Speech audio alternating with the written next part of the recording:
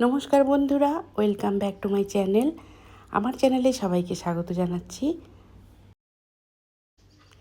কদিন আগে অনলাইন থেকে নিয়েছিলাম মেটালের স্ট্যান্ড। আমার বাড়ির যে ইনডোর প্ল্যান্ট রয়েছে সেই টবগুলো রাখার জন্যে অনেক দিন ধরেই কিনবো করছি, কিন্তু কেনা হচ্ছে না। তো আজ চলে এলো, আনবক্সিং করছি। রেক্ট্যাঙ্গুলার মেটাল প্ল্যান্ট স্ট্যান্ড 4টে রয়েছে, কম্বো একসঙ্গে কিনেছি।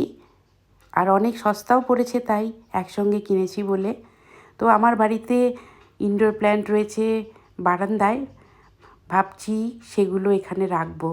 প্রথমে ভেবেছিলাম বড় টব এখানে হয়তো ধরবে না, ভেঙে টেঙে যেতে পারে, কিন্তু দেখছি না, অনেকটাই ভারী এবং বড় টবও রাখা যায়। এবং আমি রেখেওছি, আপনাদেরকে আমি শেয়ার করব কিভাবে আমি টবগুলো রেখেছি। মেটালের এই স্ট্যান্ডগুলো 4টে সেট একসঙ্গে এসছে, আলাদাভাবে এটা কেনা যায় না, কারণ এটা 4টেরই সেট ছিল। আর বেশ ভালো। আমি এবারে বাইরে নিয়ে যাচ্ছি বারান্দায়, কিভাবে রেখেছি সেটাই আপনাদেরকে দেখাবো। এই দেখুন কত বড় বড় টব, বেশ ভারী। স্ট্যান্ডে রেখেছি, কোনো অসুবিধাই হয়নি।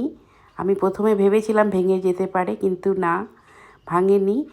বড় টব 2টো রেখেছি, আর ছোট টব 3টে করে খুব ভালোভাবেই রাখা যায়।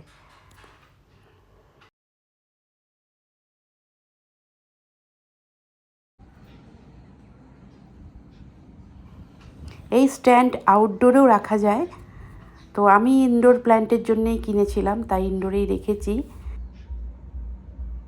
এই দিকটায় 3টে স্ট্যান্ডে গাছ রেখেছি, আরও একটি স্ট্যান্ড রয়েছে, সেটা আমি দরজার এই পাশটায় রেখেছি। এই দেখুন, এখানে যেহেতু টব ছোট, তাই 3টে খুব ভালোভাবে জায়গা হয়ে গেছে। এই দেখুন,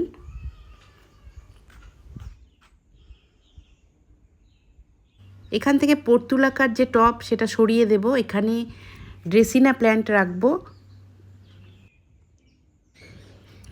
টবে আরও একটি গাছ আছে, সং অফ ইন্ডিয়া।